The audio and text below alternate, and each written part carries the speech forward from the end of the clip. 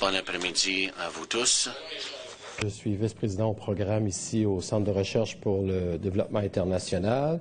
My name is Jean Lebel. I'm vice president. Je suis Jean Lebel, vice-président des programmes au Centre de recherche en développement international. Et c'est un plaisir pour moi de vous souhaiter la bienvenue cet après-midi. Désirez avoir une traduction simultanée, vous pouvez emprunter des écouteurs et le service est fourni. Alors, je vous encourage à le faire. La présentation d'aujourd'hui se fera en anglais, mais sentez-vous totalement libre après cette présentation de poser vos questions en français. Au Dr Soul, nous offrirons la traduction simultanée à cet instant-là. I'm delighted to... Je suis enchanté de recevoir M. Soul, mais avant de le présenter, j'aimerais dire bonjour à notre auditoire qui participe par Internet à cette conférence. Nous avons aujourd'hui le grand plaisir d'avoir parmi nous un scientifique hautement distingué qui vient du Moyen-Orient et qui a investi toute sa carrière au développement de recherche agricole dans le but d'améliorer les conditions de vie et la sécurité alimentaire dans la région d'où il vient et où il vit. Nous allons lui demander aujourd'hui, nous lui avons demandé aujourd'hui pour cette visite tant attendue, car ça fait longtemps qu'on cherche vous avoir parmi nous et vous voilà. Nous en sommes enchantés, donc nous avons demandé de parler de l'amélioration des conditions de vie et les sécurités alimentaires dans des environnements posant défis, notamment dans les régions sèches ou arides du monde. Alors, ces régions arides sont des régions importantes. C'est là que l'agriculture est intrinsèquement difficile, mais grâce au leadership de ICARDA, Centre international pour la recherche agricole en terrain aride, il y a eu des progrès ces dernières années. Et Mahmoud nous en parlera. Il y a 35 ans, le CRDI et la Fondation Ford travaillaient ensemble pour élaborer un programme de recherche en terrain aride qui a mené à la création du centre ICARDA. Et le CRDI, avec Ford, a été l'agence exécutive pour mettre en œuvre cette agence. Et donc, pendant 35 ans, nous avons une relation avec ICARDA. L'ICARDA n'opère pas seulement dans le Moyen-Orient, mais dans toutes les régions arides du monde. Leur mandat est donc mondial. Ça fait partie du groupe consultatif sur la recherche agricole internationale, un regroupement de 15 centres de recherche appuyés par 64 membres, renouvelés d'ailleurs au cours de l'année écoulée, et qui travaillent à des questions importantes de recherche agricole en partenariat entre scientifiques, agriculteurs et leurs organismes et les gouvernements nationaux. Mahmoud est généticien de formation. Il a fait ses travaux de recherche au doctorat à l'Université de Californie Davis, où nombre de scientifiques agricoles ont été formés. Alex McCall, d'ailleurs, un chercheur canadien de grande renommée, a été formé là. Il a ensuite commencé sa carrière à ICARDA, qui venait d'être fondé. Il est resté là quelques années. Est retourné à l'université américaine de Beyrouth, où il a enseigné. Et il a formé Lamia Fatal, un de mes anciens collègues. Il a été son directeur de thèse. Lamia a travaillé pour nous pendant de nombreuses années. Ensuite, il est retourné à ICARDA, ensuite au FAO à Rome. Et en 2006, il est revenu à ICARDA et depuis lors, il en est le directeur général. Il est donc le chef de cet organisme qui le mène vers de nouveaux terrains et notamment dans les années difficiles que nous venons de connaître. Cela étant, Mahmoud est quelqu'un qui a donc consacrer son temps non seulement à la recherche agricole, mais aussi à la formation. J'ai parlé de quelques collègues, mais il a toujours voulu appuyer les jeunes scientifiques et les jeunes chercheurs pour les encourager à faire de la recherche agricole. Par trop souvent, nous songeons à la recherche comme étant une activité que l'on mène dans le terrain ou qu'on fait pour vouloir faire des innovations et des changements. Et nous oublions souvent qu'il y a un groupe de scientifiques, souvent jeunes, qui ont des mentors comme Mammouth, qui prennent le bâton de pèlerin et vont développer leurs compétences sur le terrain. Et Ricarda l'a fait aux as au fil des ans, et je voulais le mentionner. Aujourd'hui, l'exposé durera environ une demi-heure. Et Mammouth présentera certains résultats clés générés par Ricarda avec ses partenaires au fil des ans. Et nous verrons aussi certains des défis devant nous dans ces régions arides. Il y aura une période de questions où vous pourrez poser à Mammouth vos questions. Le tout devant se terminer vers les 15h30.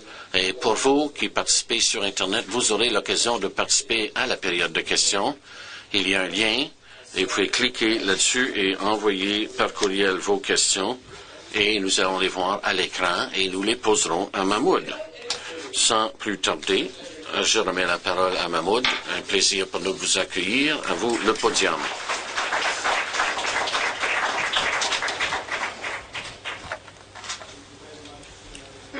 Le micro n'est pas ouvert. L'interprète est désolé, le micro était fermé.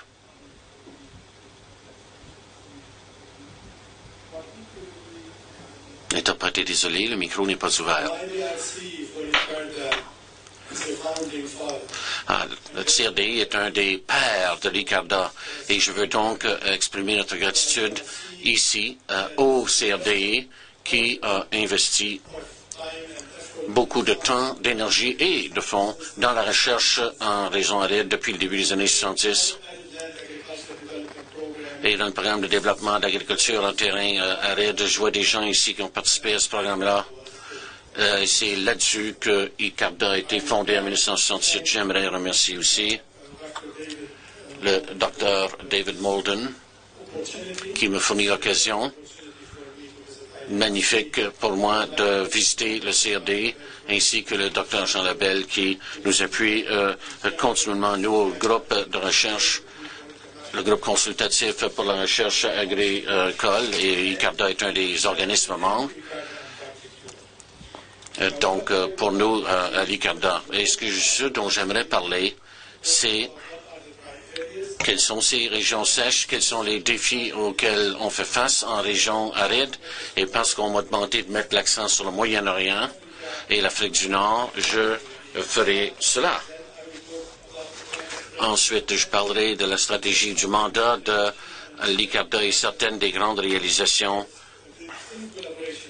que nous avons pu réaliser en collaboration avec des programmes nationaux dans les différents pays au cours des 35 dernières années. Et un autre aspect de notre travail, savoir comment on peut contribuer à renforcer la recherche agricole ou la rétablir dans des pays post-conflit. Malheureusement, Ricarda est dans une région volatile sur le plan géopolitique qui pose un défi supplémentaire auquel il nous faut faire face. Les régions sèches ou arides couvrent des régions sous les tropiques et presque et constituent 40% de la surface terrestre et il y a 1,7 milliard de gens qui y habitent, dont 16% vivent dans la pauvreté chronique, notamment dans les régions marginales. Il y a des défis importants dans ces régions arides. En effet, les systèmes agrophysiques sont fragiles. L'eau manque sérieusement. On peut voir par exemple en Afrique qu'il y a rareté d'eau, mais c'est une rareté d'eau économique. Ensuite, il y a une dégradation rapide des ressources naturelles, notamment suite au bétail, etc. Et consommation des ressources dans les aquifères. Le sol sèche à cause du changement climatique et la salinité pose aussi un problème assez sérieux à cause d'une mauvaise irrigation. Et encore une fois, le changement climatique ajoute en haute pression dans ces régions sèches,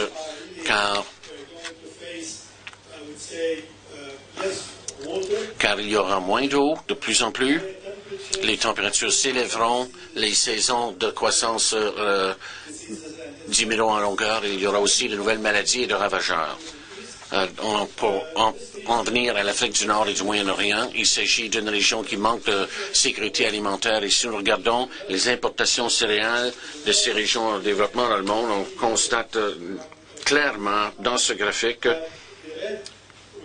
que ce qui est en rouge, donc qui est la région du Moyen-Orient et de l'Afrique du Nord, a un écart croissant alors que nous avançons vers 2030.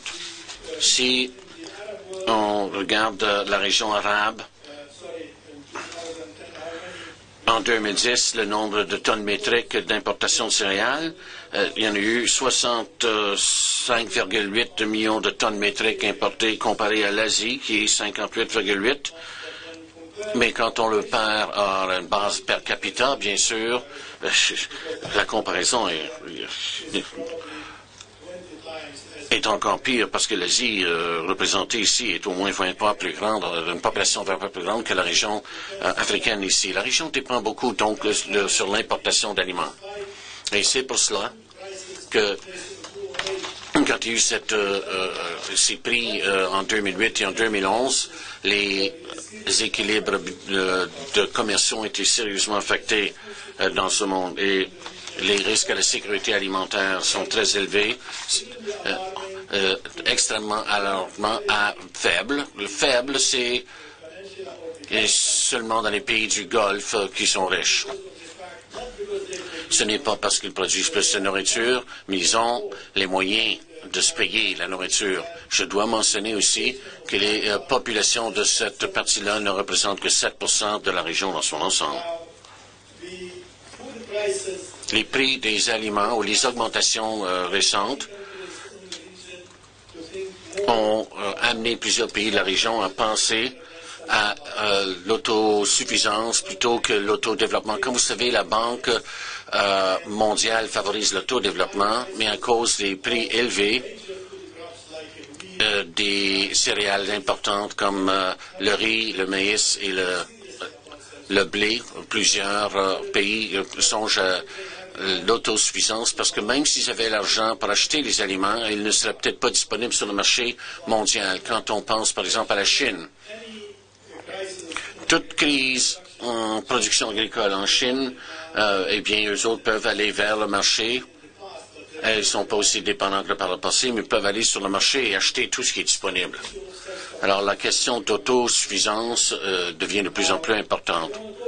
Je ne voudrais pas parler trop de la rareté d'eau, mais c'est très important. Un pays comme la Jordanie, la quantité d'eau disponible per capita n'est que de 114 mètres cubes par personne par année. Beaucoup moins que la moyenne mondiale. Et la proportion des ressources en eau renouvelables diminue constamment. L'autre problème très sérieux dans la région qui a affecté les développements récents et les bouleversements de la région, c'est que le chômage chez les jeunes pose problème. Sur le graphique, vous voyez les pourcents de chômage chez les gens âgés entre 18 et 29 ans et dans certains pays comme la Syrie, c'est 48%, le Yémen, 53%. Si vous regardez quel est le pourcentage de la population en bas de 24 ans, on voit que plus de 50% de ces populations-là sont en chômage. Non, c'est le pourcentage de la population totale. Et les chômeurs jeunes, comme représentants de total des chômeurs, bien, par exemple en Égypte, ça atteint 90%, en Syrie 62% et au Liban 70%, très élevé. Maintenant, venons-en au défi au développement agricole, à la sécurité alimentaire dans les régions arides. Bon, la désertification, bien sûr, pose problème. C'est un problème très sérieux. Cela vient de causes à la fois naturelles et humaines. Et dans la réalité, il y a un cercle vicieux qui s'installe entre la pauvreté et la dégradation des ressources naturelles. Plus le pays devient dégradé ou les ressources naturelles deviennent dégradées, plus, bien sûr, les gens sont pauvres. Et les pauvres tendront à surexploiter le peu de ressources qui existent. Et plus ils exploitent le peu de ressources qui existent, plus elles sont dégradées. Le défi, c'est de briser ce cercle vicieux. Le changement climatique arrive aussi dans les régions arides avec des conséquences sérieuses. Voici un graphique qui montre les changements moyens dans la précipitation moyenne dans les 100 années à venir. Le changement relatif de précipitation moyenne. Et vous voyez que dans la région au sud de la Méditerranée, comprenant aussi l'Espagne et la Grèce, au sud de l'Italie, eh bien, les précipitations diminueront jusqu'à 50%. Alors, les ressources en eau qui sont déjà rares deviendront de plus en plus rares. Et quand on pense à la température, on s'attend à ce qu'elle augmente entre 2 jusqu'à de plusieurs degrés dans les années à venir. Encore une fois, les changements climatiques, donc, rendront les sécheresses plus fréquentes et plus prolongées. Les incidences de ces sécheresses seront plus sévères à cause de la densité de la population plus élevée. Il y a de nombreuses façons d'y faire face. Il nous faut consentir plus d'efforts à des stratégies d'adaptation ainsi que la résilience des systèmes de production, ainsi que l'atténuation des conséquences des sécheresses. Bien entendu, le changement climatique affecte non seulement la production agricole, mais toutes les composantes de la sécurité alimentaire, soit avoir la disponibilité de nourriture, l'accès à la nourriture, la stabilité de la production alimentaire, ainsi que l'utilisation qu'en font les humains et côté risque à la santé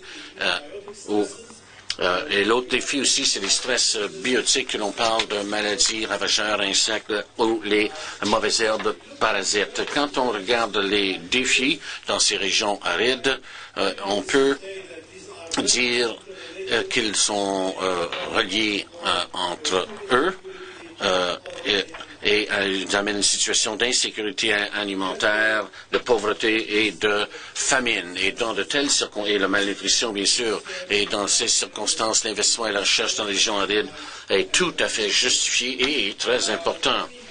Permettez-moi maintenant d'en arriver à notre stratégie et mandat de nous, l'ICARDA. L'ICARDA est un de 15 agences ou 5 centres de recherche qui fait partie du groupe consultatif pour la recherche agricole internationale. Encore une fois, je voudrais exprimer mon appréciation au Canada, l'ACDI et le CRDI pour leur appui au groupe consultatif et à l'ICARDA notamment. Au fil des ans, le Canada a été un grand soutien pour la recherche agricole dans les pays en voie de développement. L'objectif du groupe consultatif est de diminuer la pauvreté et la famine, améliorer la santé et la nutrition humaine, à bonifier la résilience des écosystèmes par une recherche agricole internationale de haute qualité. Il y a 3 objectifs stratégiques principaux pour le groupe de recherche: créer et accélérer les augmentations durables de la production de nourriture de qualité par et pour les pauvres. Le deuxième est en rapport avec la préservation et la durabilité de l'utilisation des ressources naturelles et de la biodiversité pour améliorer les conditions de vie des pauvres en réponse au changement climatique et autres facteurs. Et la dernier objectif stratégique du groupe de consultatif, c'est de promouvoir les changements de politique institutionnelle qui stimuleront la croissance agricole et l'équité, et cela à l'avantage des pauvres, notamment les femmes en milieu rural et autres groupes marginalisés. Ces défis ont amené ICARDA à développer un plan stratégique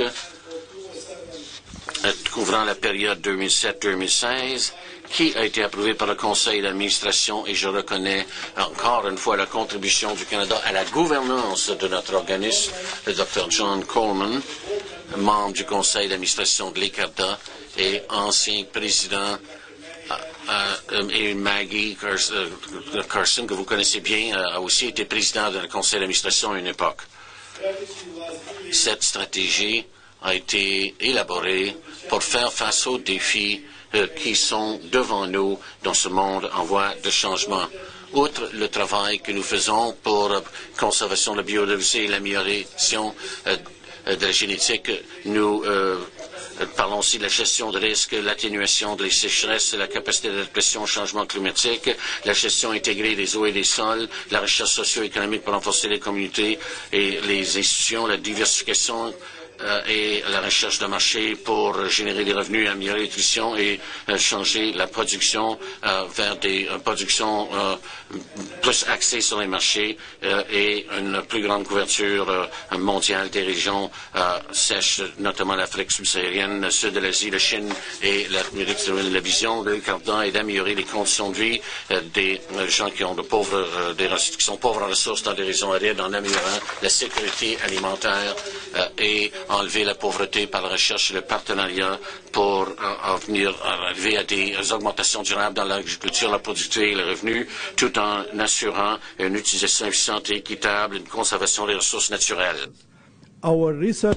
Notre mandat porte sur l'amélioration des céréales. Nous avons le mandat mondial d'améliorer l'orge et également au départ, nous voulions améliorer le blé dur et le blé pour le pain en Asie du Centre et nous avons un mandat global d'améliorer les légumineuses. Je dois reconnaître le fait que le CRDI, lorsqu'il a commencé à appuyer notre programme à Icarda, il a commencé la première mission économique sur la collecte de légumineuses et j'ai eu le plaisir d'en collecter en Afghanistan et plusieurs autres pays du Moyen-Orient.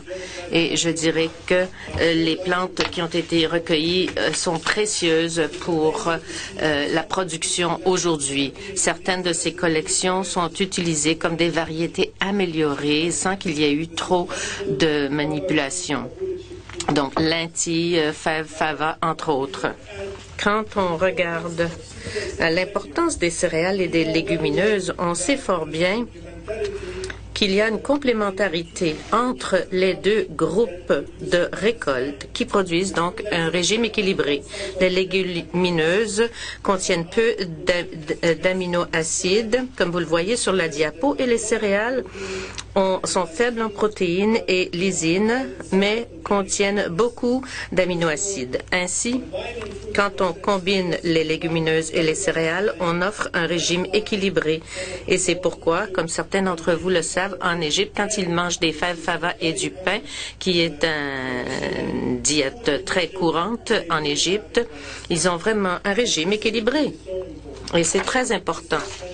L'autre mandat de recherche que nous avons a trait à la gestion des ressources naturelles, y compris la production d'eau, l'utilisation efficace de l'eau, lutter contre la désertification et accroître la production de petits ruminants, surtout dans les terres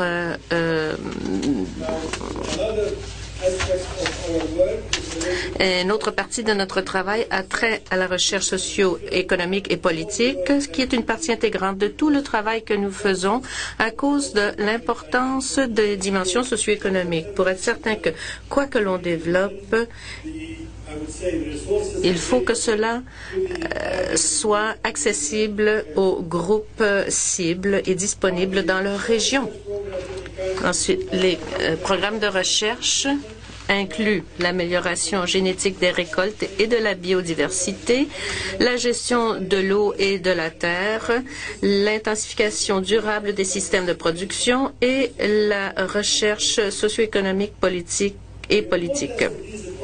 L'importance de ces programmes, c'est qu'ils vous donnent tous les éléments nécessaires pour avoir une démarche intégrée et faire face aux défis qui se posent dans les régions sèches. Ces régions sont confrontées à des défis très complexes et il n'y a pas de panacée pour régler ces problèmes. Ainsi donc, il faut travailler sur la gestion et les résultats combinés, les améliorations pour les récoltes et le bétail et les ressources naturelles et ensuite tenir compte des implications socio-économiques et politiques et du soutien institutionnel. Ce n'est qu'ainsi que nous pourrons évoluer en intégrant le résultat de la recherche dans ces régions au niveau de la ferme. Ce n'est qu'ainsi que nous pourrons aider les fermiers à relever les défis qui les attendent dans régions sèches. Notre mandat géographique couvre, comme le docteur Lebel le dit, les régions sèches non tropiques en Asie du Sud, en Afrique du Nord également.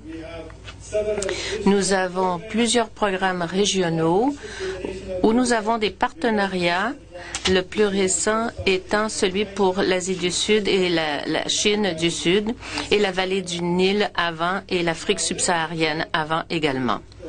Maintenant, j'en viens à la recherche pour relever les défis dans les régions sèches. Je vais utiliser des exemples pour ce qui est des réalisations accomplies. Pour ce qui est de la plus grande banque de gènes dans les régions sèches, vous voyez que vous avez ici la couverture géographique des ressources génétiques qui sont conservées à la génothèque de l'ICARDA.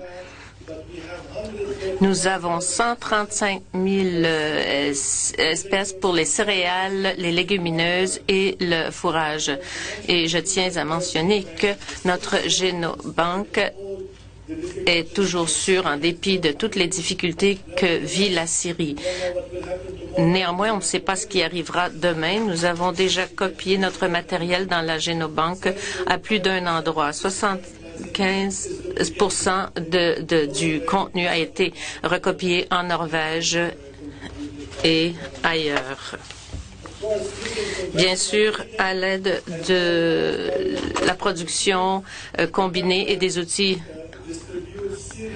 nous distribuons des céréales et des aliments et des légumineuses aux pépinières internationales partout dans le monde.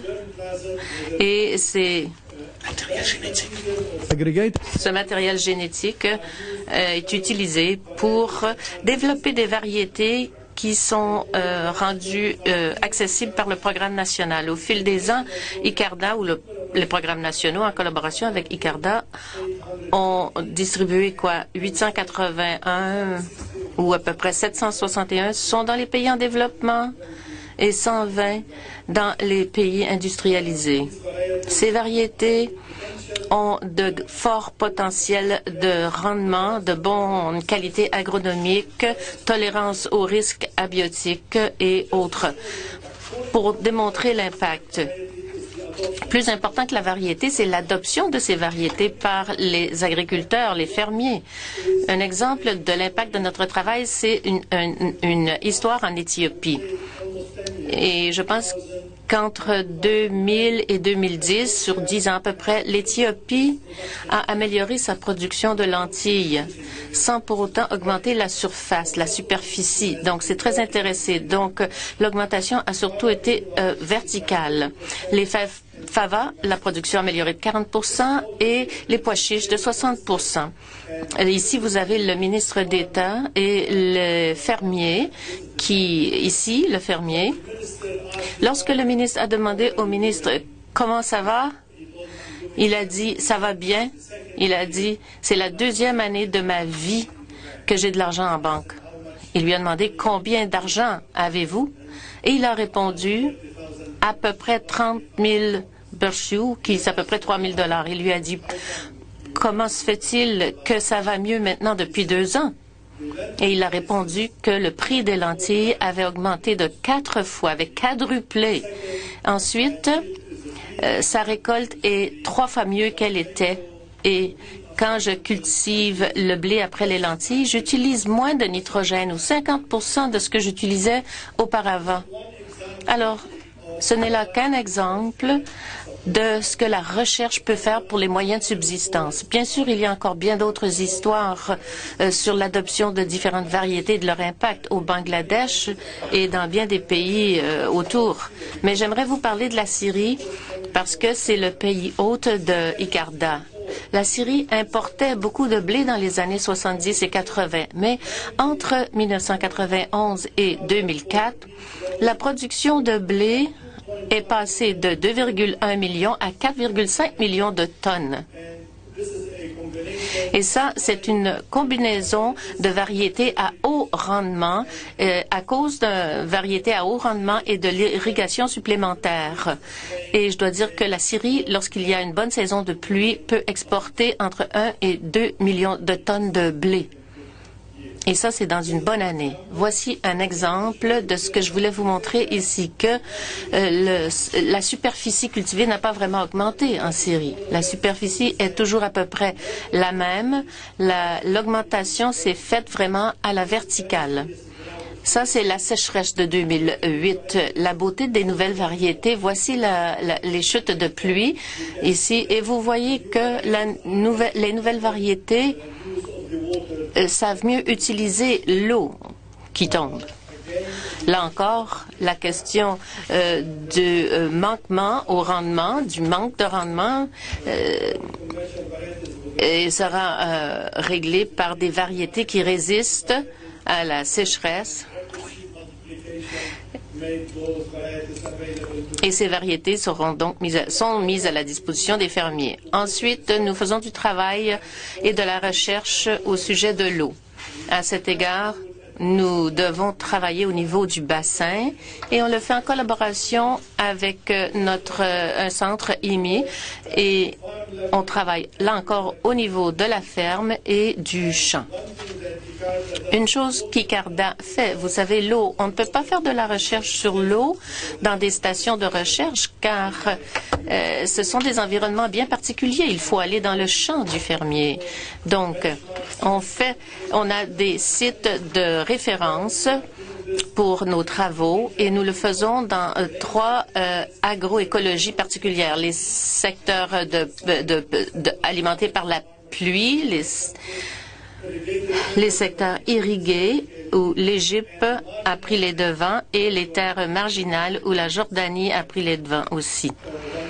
Alors, quand on regarde les écosystèmes agricoles, l'irrigation supplémentaire est très utile, les plantations précoces, l'irrigation supplémentaire et dans l'écosystème irrigué, il faut accroître la productivité de l'eau et les revenus sans avoir recours à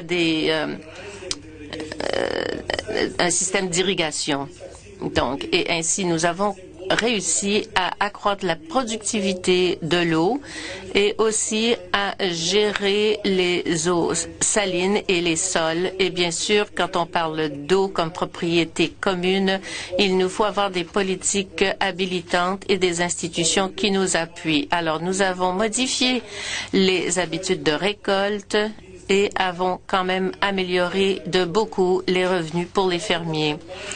L'autre, sur les terres marginales, la récolte de l'eau est très importante. Il y a des micro-bassins et ces micro-bassins ont été effectués à l'aide de laser, plantation au laser, une technologie qui a été mise au point avec un appareil qui vient d'Italie. Et maintenant, les Jordaniens vont breveter le tout pour planter et avoir le plus d'eau possible dans les régions très marginales où la pluie est à peu près de 120 mm seulement. Et donc, on peut produire dans ces secteurs où, à l'époque, ils étaient plutôt prônes à la désertification. Et vous voyez qu'il y a maintenant du fourrage pour les animaux. Et la productivité de l'eau a été améliorée de beaucoup. L'Égypte, bien sûr, quand on regarde la mécanisation des lits surélevés, des systèmes d'irrigation, les lits surélevés a accru la productivité de blé d'à peu près 20% et économisé à peu près 25% de l'eau.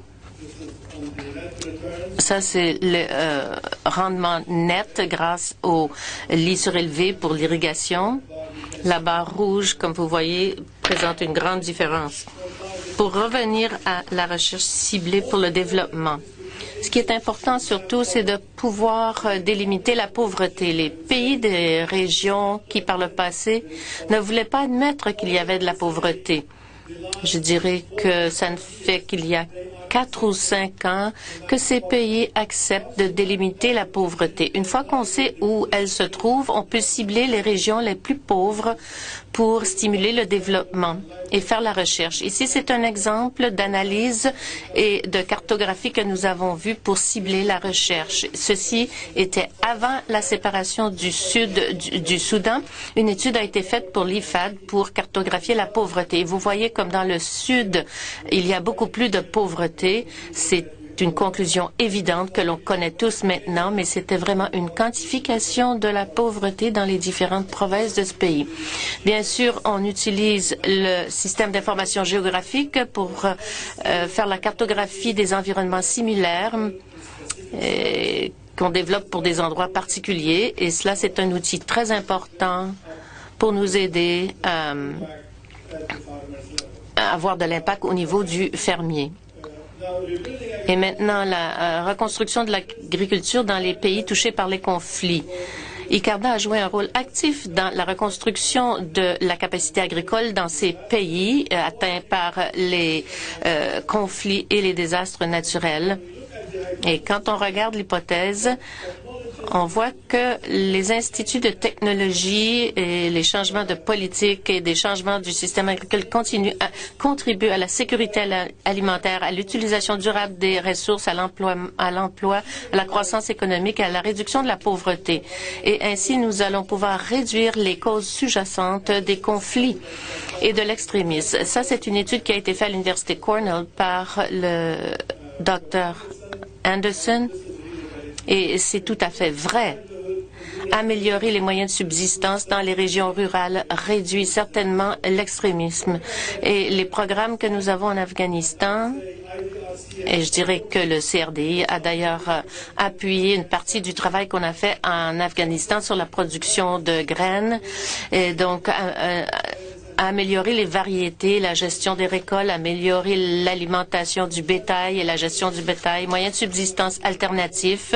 Le CRDI a contribué aux méthodes d'horticulture, à la valeur ajoutée grâce au traitement ou à la transformation et aux produits du bétail.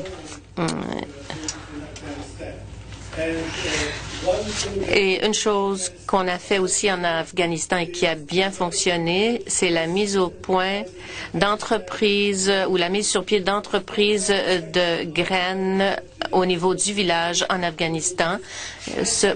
Ils produisent donc des graines de grande qualité, qui ne sont pas certifiées, mais tout de même de grande qualité, pour améliorer les variétés offertes aux fermiers. Ça, c'est dans 37 villages de l'Afghanistan et c'est maintenant disponible au Pakistan, en Éthiopie, au Yémen et d'autres pays de la région. Nous avons donc développé un code de conduite et organisé un atelier là-dessus à Kaboul parce que plusieurs ONG en Afghanistan introduisaient des graines sans avoir fait d'études sur l'adaptation ou la santé de ces semences. Ainsi donc, c'était au tout début là, de ce dont je vous parle. Je vous parle d'à peu près 2003-2004. Au départ, on a mis au point un code de conduite pour être certain que tout ce qui était introduit en Afghanistan allait être une bonne semence et une semence adaptée. D'autres travaux sur les moyens de subsistance de rechange et les serres permettant aux agriculteurs d'avoir jusqu'à 12 fois la productivité pour, par exemple, les tomates par des serres et 16 fois pour les concombres. Voici le travail sur la menthe, une production à haute valeur parce qu'on peut produire l'huile, par exemple, de menthe qui est important pour l'arthrite et exportée au Pakistan. Et la menthe aquatique est très bon pour l'hygiène et les problèmes d'estomac à cause des eaux polluées. Voici le ministre de l'Agriculture qui visite l'autre plante de substitution qu'on a présentée, c'est le safran. Vous savez que l'Iran est bien connu pour sa production de safran, mais ils en produisent 8,5 kg par hectare. Et en Afghanistan, une qualité excellente, mais 10 kg par hectare grâce à nos programmes. Et la bonne chose, liée à ça, c'est que ça crée de l'emploi dans les régions rurales pour toute la famille. Ça, c'est le genre de travail que nous croyons très important pour améliorer les moyens de subsistance des gens. Voici un autre exemple sur l'incidence de la technologie sur les moyens de subsistance, une meilleure gestion des chèvres en Afghanistan, qui s'est appuyé par l'IFRAD, le Fonds international pour le développement agricole. L'IFRAD a donné aux femmes 200 femmes, ils leur ont donné des chèvres et nous avons travaillé avec elles afin d'améliorer la productivité des produits laitiers, fromage, lait, yogourt et les revenus de 600 femmes s'en sont trouvés améliorés. Nous travaillons en Irak en ce moment en plusieurs projets, y compris une meilleure productivité par des technologies adoptées, l'agriculture de préservation et la lutte contre la salinisation des terres agricoles. L'agriculture de conservation est tellement agricole et c'est appuyé par un groupe en Australie aussi et qui avance très rapidement en Asie de l'Ouest et au nord de l'Afrique. Une chose qu'on a faite, et ce qui l'empêchait, c'était la machinerie dispendieuse, mais la production de machinerie locale dans le nord de l'Irak en Syrie. Une machine ensemencée coûterait 30 à 60 000, mais une manufacturée localement, fabriquée localement, peut coûter un simple 1400 ou 1500 $ jusqu'à 5 000, là, si c'est très grand et compliqué. À cause de cela, les ministères de l'Agriculture donnent des subventions, des microcrédits plutôt, pour permettre aux agriculteurs d'acheter ces machines à ensemencer pour avoir une meilleure agriculture. Ça économise de l'eau, améliore la productivité et réduit le coût. Alors voilà le projet de sanité. Et au Yémen, nous avons plusieurs projets aussi qui sont là au Yémen. Bien sûr, ces projets sont en suspens parce que le Yémen et la Libye sont les deux pays où nos projets ont dû arrêter complètement à cause des développements récents, alors que le travail que nous faisons en Égypte, en Tunisie, de certaines régions de la Syrie, sont quand même en cours malgré les difficultés. Alors, bien sûr, l'agriculture protégée a aussi été important. Voici un autre projet pour améliorer la sécurité alimentaire dans les pays arabes. Je ne passerai pas beaucoup de temps à en parler. Ça couvre 7 pays. Et je voudrais vous dire que dans les 2 premières années, ça a été tellement gratifiant en question d'augmentation de productivité au niveau de toute la province. C'est pas seulement un champ ou deux, là. Vous avez un sommaire des résultats. Je passe rapidement. Les revenus en milieu rural, des produits à valeur ajoutée, ça c'est la fabrication de couscous en Tunisie. Bon. Le développement de la capacité à Icardan est une chose très importante et je dois vous dire qu'au cours des 35 années de son existence, l'Icardan a formé quelques 18 000 scientifiques et techniciens, dont 650 ont soit un doctorat ou une maîtrise. Et voilà les domaines de spécialisation que nous offrons entre 2000 et 2012. Pour un total de 8200 projets. Je dois vous dire aussi que l'année passée, à cause de la situation, les 2 tiers des formations, on avait 1130 personnes en formation en 2011, mais les 2 tiers de la formation se fait en collaboration avec le programme national dans les pays ou les institutions de recherche avancée. En conclusion, qu'est-ce qui peut faire la différence? Eh bien, le premier point, c'est un environnement politique et un appui politique favorable. Ensuite, plus d'investissements en sciences et technologies en recherche. Ensuite, des investissements en développement de l'agriculture rurale. Nous devons mettre plus d'accent sur l'intensification durable et la diversification des systèmes de production. Il nous faut aussi considérer des approches axées sur les communautés, les collectivités, notamment quand on parle de ressources naturelles qui sont de propriété collective. Il faut appuyer la politique avec une approche communautaire. Sinon, l'incidence de sciences et de la technologie ne fera pas l'affaire. Et il nous faut aussi avoir des mécanismes de transfert de la technologie efficace. Le gros bouchon dans le monde du développement, c'est les programmes d'extension faibles. C'est là qu'il nous faut concevoir l'extension de façon plus large et finalement l'appui institutionnel et le développement des capacités. J'aimerais aussi ajouter les partenariats. Les partenariats, c'est très critique. Aucun des défis auxquels nous faisons face en région aride ne peut être vaincu par une institution ou un pays. Conséquemment, nous devons travailler en partenariat avec des institutions, avec des liens avec les programmes locaux, les institutions avancées, des organismes régionaux et internationaux, les organismes de l'ONU, la société civile et le secteur privé. Le secteur privé a un rôle important à jouer. Et nous parlons ici d'intervenants responsables. Collaboration avec le CRDI, comme je l'ai dit, historiquement, il y a eu beaucoup d'investissements du CRDI dans la recherche agricole dans les régions arides par l'ICARDA et d'autres établissements. Par exemple, le travail d'amélioration du matériel génétique, la gestion des ressources en terre aride, notamment humaines, la gestion des ressources en eau dans les années 86, la reproduction des plantes dans les années 90, les systèmes de semences pour la sécurité alimentaire en Afghanistan, l'analyse sociale et sexospécifique se poursuit encore et c'est pour plusieurs projets ont eu lieu, par exemple, qui sont notés ici sur le diapositive. Le CRDA est un des premiers organismes à appuyer le travail sur la rouille du blé, surtout le UG 99 et les autres recherches que nous menons, le partage des ressources génétiques, une politique qui a été élaborée, plusieurs conférences sur la sécurité alimentaire et le changement climatique, ainsi qu'un projet permettant aux parties intervenantes au Maroc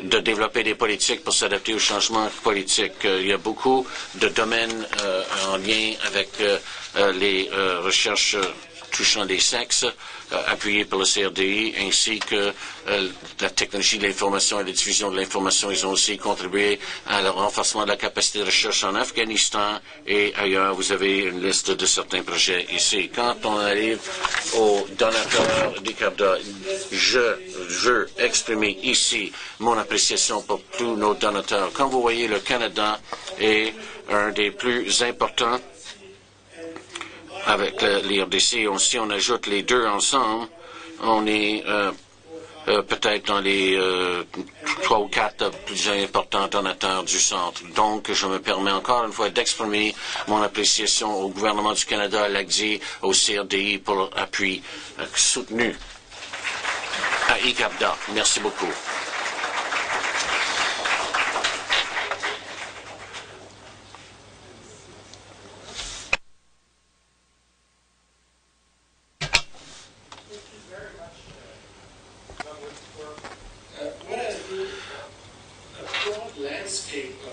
Alors, Mahmoud nous a tracé un portrait assez grand des problèmes agricoles en terres arides, les défis, le programme d'ICARDA, ses réalisations. Souvent, on demande à nos invités d'apporter des exemples concrets pour illustrer leurs propos. Je pense que vous avez fait cela. Aux anges, j'ai dû moi-même prendre 2 verres d'eau pour vous suivre. Et aussi, on vous demande de spécifier les incidences et les défis qui sont devant vous. Vous l'avez fait. Période de questions. Il y a 2 microphones dans la salle. Je vais vous demander de vous nommer l'organisme que vous représentez, ou votre intérêt dans le sujet si vous êtes là à titre personnel. Et pour ceux qui me connaissaient,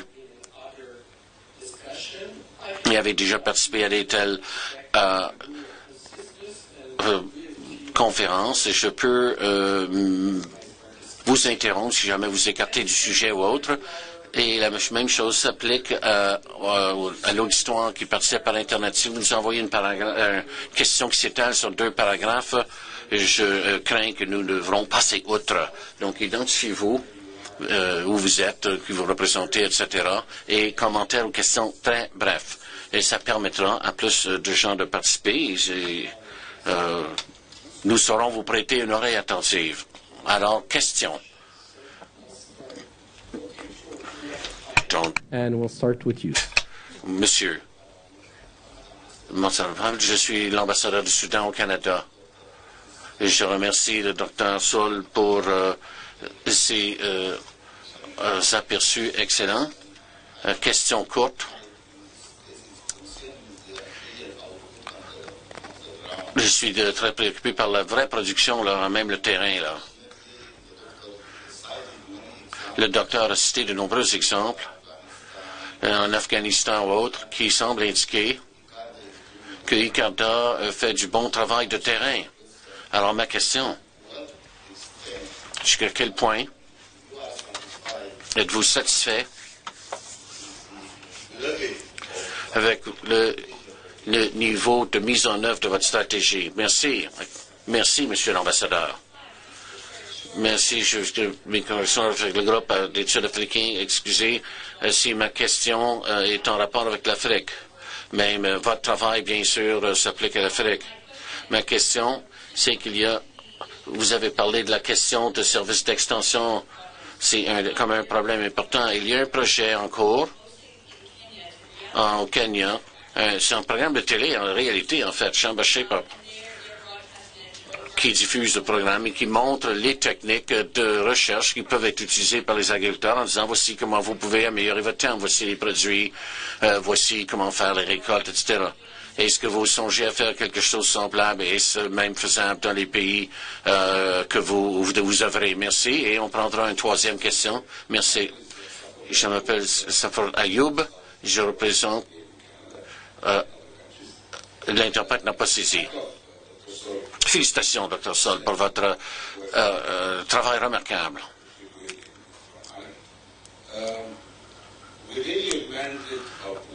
Dans le cadre de votre mandat touchant l'eau, avez-vous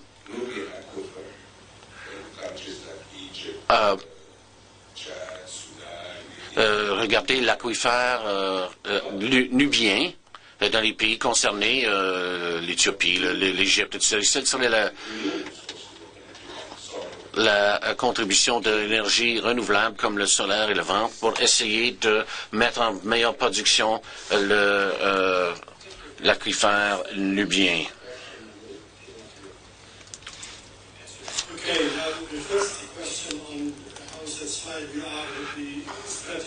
Alors, vous avez tout d'abord parlé de la stratégie. Je vous dirais que nous sommes généralement satisfaits, mais il y a toujours des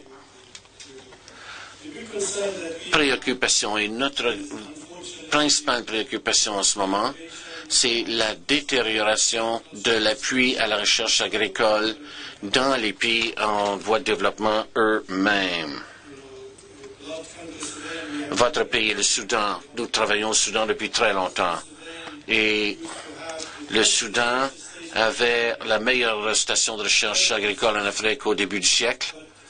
Mais, bien sûr, quand on considère l'appui à la recherche agricole par les programmes nationaux, maintenant, c'est une fraction de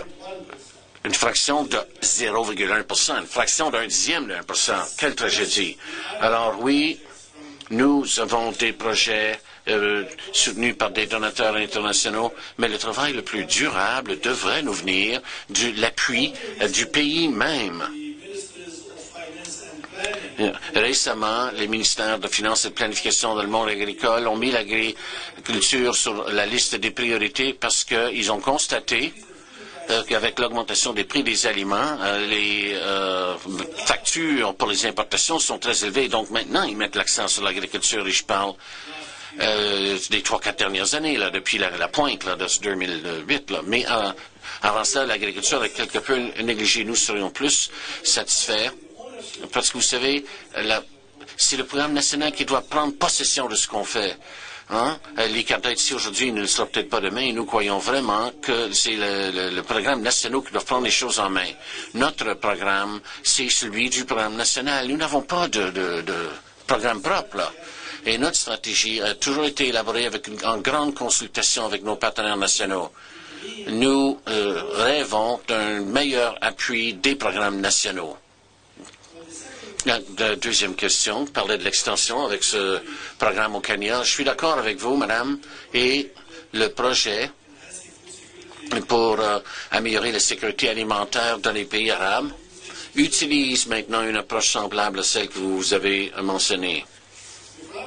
Le problème avec l'extension l'enseignement par extension. Autrement dit, dans le monde en voie de développement, on pense à quelqu'un qui se promène en vélo, en vélo Solex, qui n'a pas de ressources ni physiques ni techniques, et on veut qu'il produise des miracles, ce pauvre monde.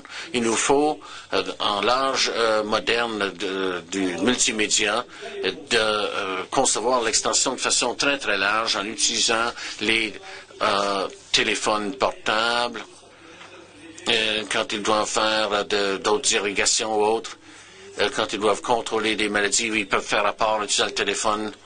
Il nous faut nous écarter des façons traditionnelles de songer à l'extension. Ce qui est fait là au Kenya est excellent, et je pense que l'extension doit être beaucoup plus appuyée que le cas. Troisième question.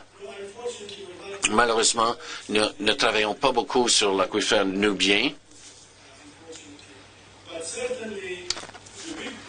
Le plus gros problème dans les régions arides, c'est l'utilisation non durable des aquifères de faible profondeur. Par exemple, la vallée de Sousse au Maroc exporte 95% de ses légumes vers l'Europe. Il y a 27 ans, la nappe était en 25 mètres en dessous du niveau de la mer. Maintenant, c'est 100 à 150 mètres au-dessous du niveau de la mer.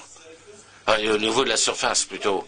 Et non seulement ça, la qualité de l'eau est en voie de détérioration, et certaines des régions de production sont affaissées par la salinité. Donc, à moins que nous ne puissions utiliser de façon durable les aquifères de faible profondeur, nous savons avoir une très mauvaise productivité dans ces régions érigées par les nappes phréatiques. Bien sûr. Bon, ça, c'est un domaine où il n'y a pas grand investissement. Et quand il s'agit de l'utilisation des énergies solaires ou éoliennes, il y a une source incroyable, surtout dans cette région. Et c'est assez limité, mais ces énergies renouvelables devraient certainement être utilisées pour remplacer, par exemple, le mazout dans les pompes, etc. Là. Deuxième ronde de questions. Vous, monsieur, vous êtes près d'un micro? Oui. Je suis Sadir Kodaki.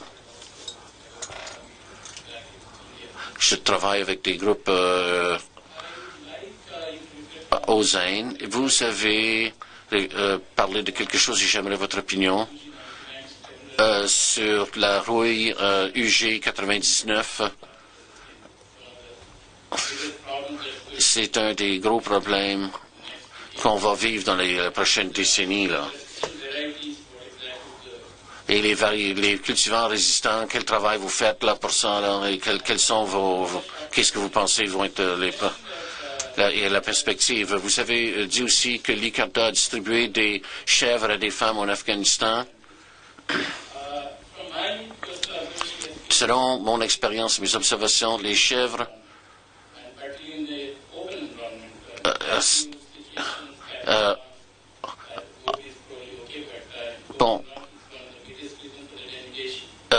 contribuent beaucoup à dénuder les sols.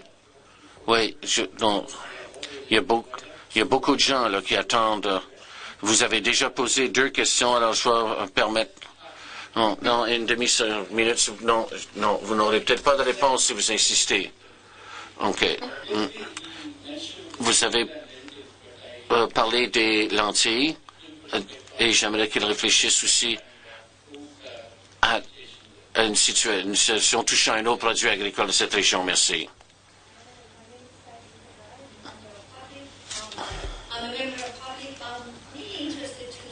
Je suis du grand public et ce programme semble être excellent.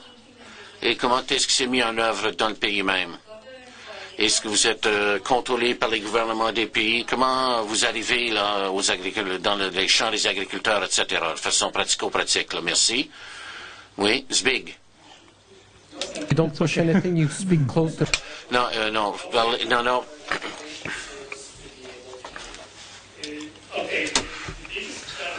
Le plus grand défi de ces programmes, c'est le partage de ces connaissances aux plus pauvres, aux agriculteurs même. On a des connaissances, mais ces gens-là ne peuvent pas fouiller dans cette base de données pour savoir comment faire leur culture, là.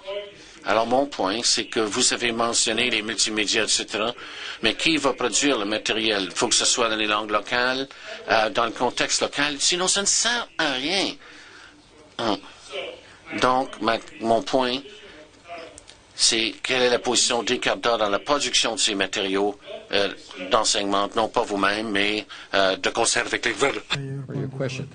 David. David Brooks, anciennement du CRDI. Je pense que je suis maintenant un simple membre du public. J'aimerais que vous développiez un petit peu sur ce que vous faites pour contrer la salinisation des sols suite à cause de l'irrigation. Vous savez sans doute que la chose la plus facile à faire, c'est de verser de l'eau sur ces champs, mais c'est exactement ce que vous n'avez pas. Merci. Et comme vous serez debout seul pendant au moins 10 minutes, comme vous êtes là, je vais vous donner le droit de poser votre question.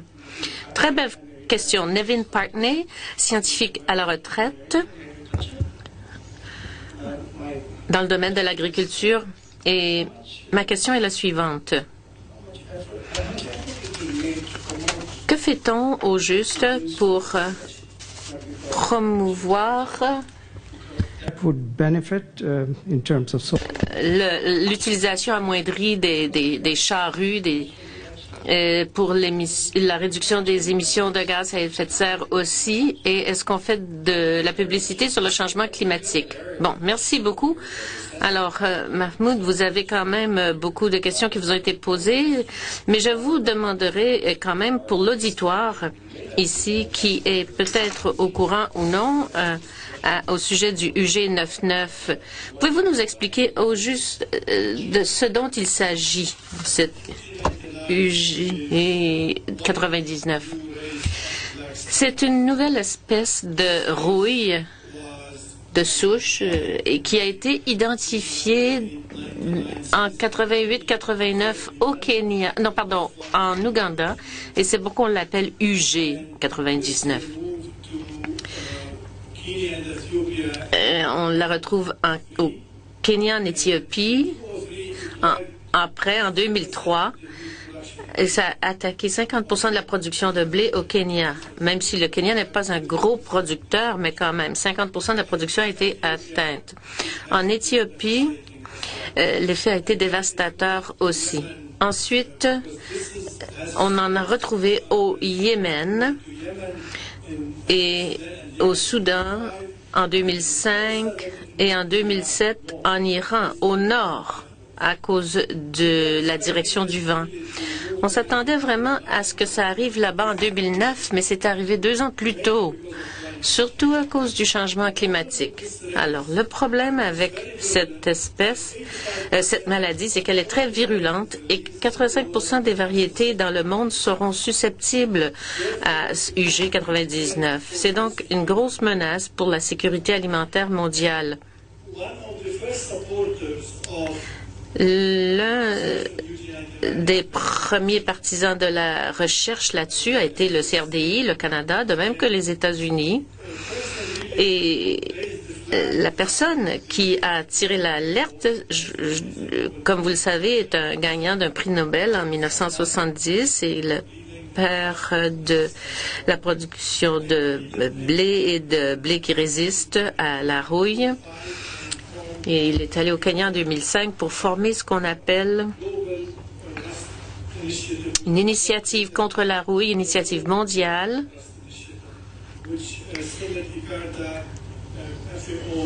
qui incluait l'ICARDA, la FAO, l'Inde et nombre d'autres partenaires qui ont commencé à travailler ensemble grâce au CRDI et aux États-Unis. On voulait donc essayer de trouver des bonnes sources de résistance à cette maladie. Et nous avons 2 grands centres de triage au Kenya et en Éthiopie. Et je peux vous dire que l'espèce la plus virulente se trouve au Yémen. Malheureusement, on n'y peut pas grand-chose, mais c'est là qu'on trouve la forme la plus virulente. À cause de la sécheresse, et du programme en Iran pour contrôler les maladies.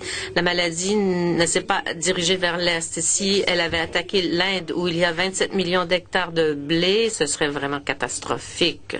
Et au Pakistan.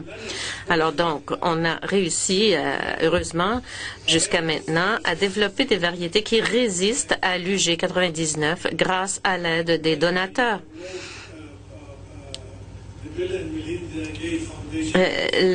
La fondation Bill et Melinda Gates a aussi contribué de l'argent. Le Fonds arabe a soutenu le renforcement des capacités dans le monde arabe. D'autres donateurs se sont également présentés, ont contribué. Et je suis heureux de vous dire qu'il y a des espèces qui sont dans toutes les régions ou qui résistent maintenant au UG 99. Donc, on a un bon niveau de résistance maintenant à cette maladie. Et ça a été fait en 7 ans, à part cela, car on a sonné l'alerte en 2005 et nous voilà en 2012. Alors, en 7 ans, nous avons, et maintenant, il n'y a pas une seule variété qui puisse qui soit cultivée, qui n'est pas résistante à l'UG 99. On contrôle cette maladie maintenant partout dans le monde, pas seulement pour l'UG 99 en fait, mais aussi pour les différents types de rouille. Et pour revenir aux chèvres, si vous regardez les montagnes abruptes de l'Afghanistan et du Pakistan, et je sais que les chèvres peuvent faire beaucoup de dommages à la nature et à la végétation parce qu'elles peuvent grimper où personne ne peut aller. Mais dans ces régions, malheureusement, les chèvres ne peuvent pas survivre. C'est le seul moyen de subsistance pour ces gens-là.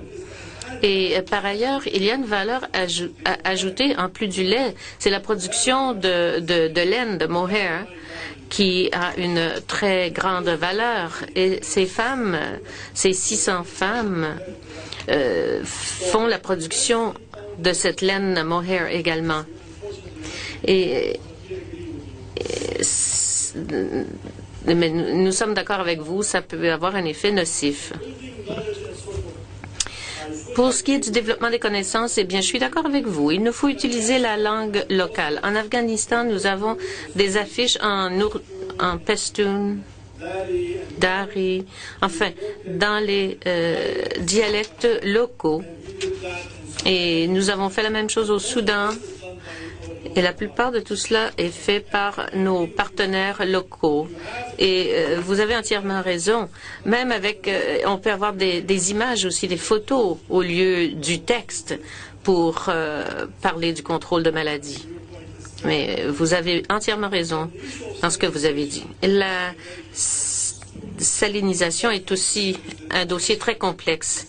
À vrai dire, c'est plus facile à prévenir que de guérir. Et c'est pourquoi,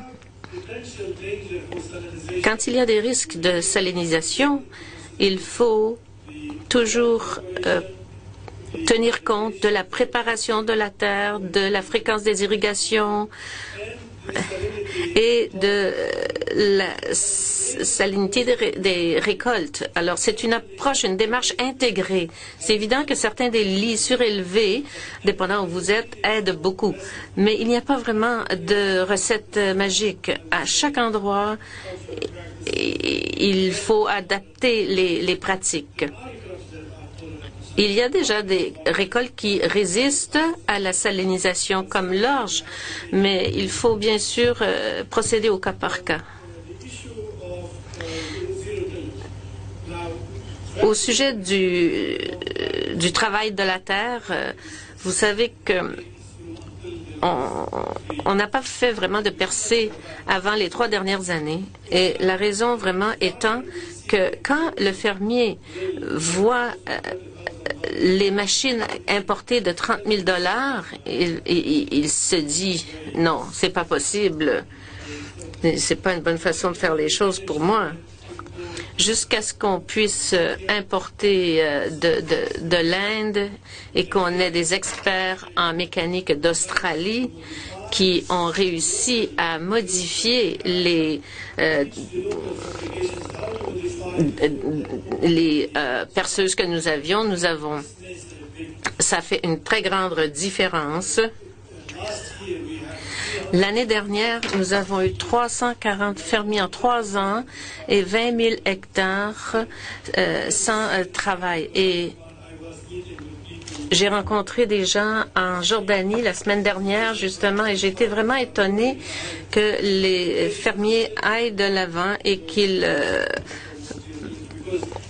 font toujours la promotion de ne plus retourner la terre dans certaines régions rurales. Donc, on économise du combustible, on conserve l'humidité, comme vous l'avez dit, ceci facilite l'érosion du sol. Enfin, il y a tellement d'avantages. Et quand vous regardez en Amérique latine et en Amérique du Nord, il y a à peu près 115 millions d'hectares de terre ainsi. Et donc, c'est ce qu'on fait la promotion. ACR du Canada met de l'avant un gros projet de 9 millions de dollars pour en faire la promotion de cela. Et il y a des maires qui ont investi quelques 300 000 dollars pour aider les agriculteurs à acheter des appareils, des machines. Et quand ils se rendent compte de l'impact du travail et de l'augmentation de la productivité, surtout par année de sécheresse, c'est vrai. Alors, on est tout à fait d'accord avec vous.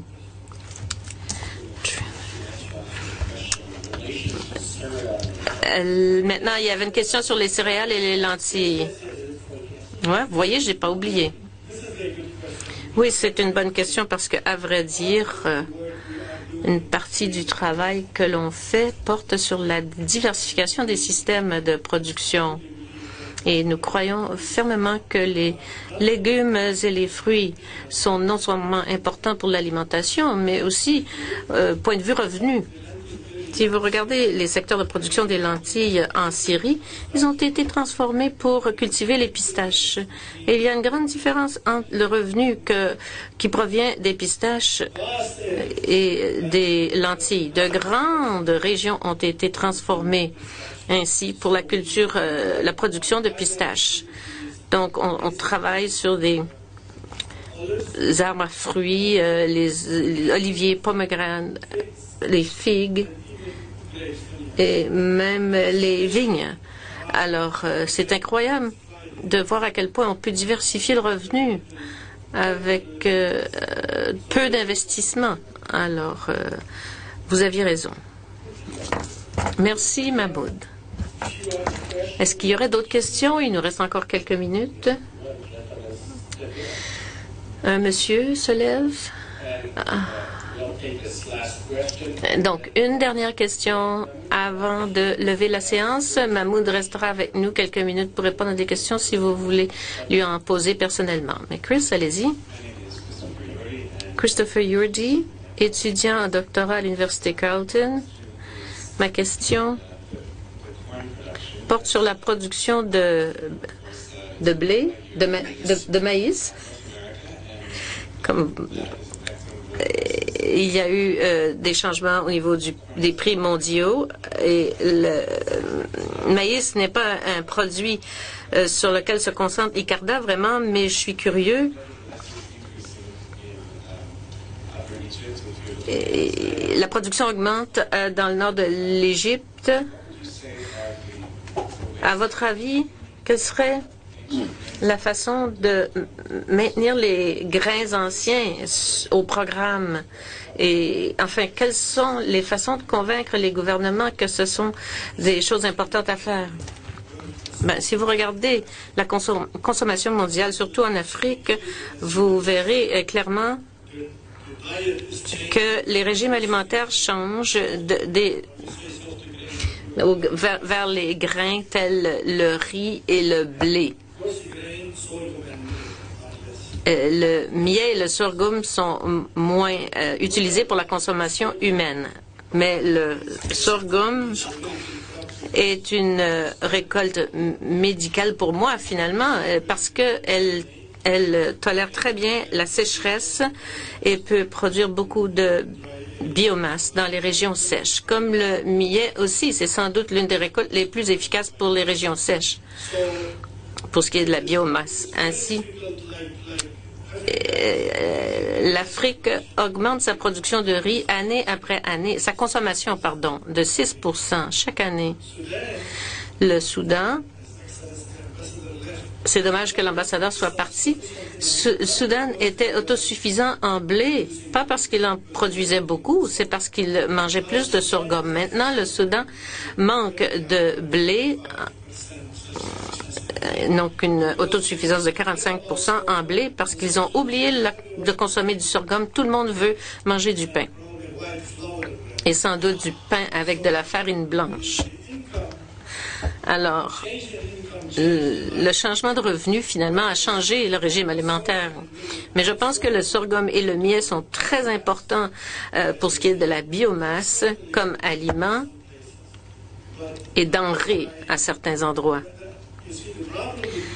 Le problème entre le maïs et le sorgho, c'est que le maïs requiert beaucoup plus d'eau que le sorgho. Et c'est pourquoi un pays comme l'Égypte, où l'eau est rare, quand on parle à l'Égypte qui produit de la canne à sucre, il faut qu'il passe à la bêta-carbe plutôt que la canne à sucre. Alors, je pense vraiment que les gens se disent qu'ils passeront au sorgho lorsqu'il y aura moins besoin d'eau.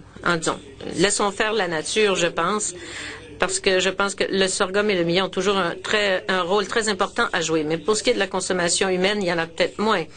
Mais il ne faut pas oublier les aliments pour les animaux et la biomasse. Merci beaucoup, Mahmoud. Et nous voici arrivés à la fin de la conversation. Il nous restera quelques minutes par la suite si vous voulez venir rencontrer personnellement le Dr Mahmoud Sow. Alors, on vous a donné un bel aperçu des activités d'ICARDA sur le terrain pour faire une différence. Vous avez entendu parler de plusieurs défis et vous avez su poser de très bonnes questions et avez bien écouté le Dr Sow. On revient donc au mandat du CRDI, appuyer la recherche dans les régions en développement du monde pour aider les chercheurs et les organismes là où il y a des problèmes réels, les aider à les régler grâce au travail fait par les chercheurs, les décideurs et les populations présentes dans ces régions. Et c'est ce que l'on fait depuis plus de 40 ans. C'est donc un grand plaisir que de vous accueillir parmi nous aujourd'hui, Dr. Sow. Mahmoud, si vous me permettez, puisqu'on se connaît depuis longtemps, nous avons parlé de plusieurs sujets qui sont abordés également sur votre site web à ICARDA et que l'on peut retrouver également sur notre site web au CRDI avec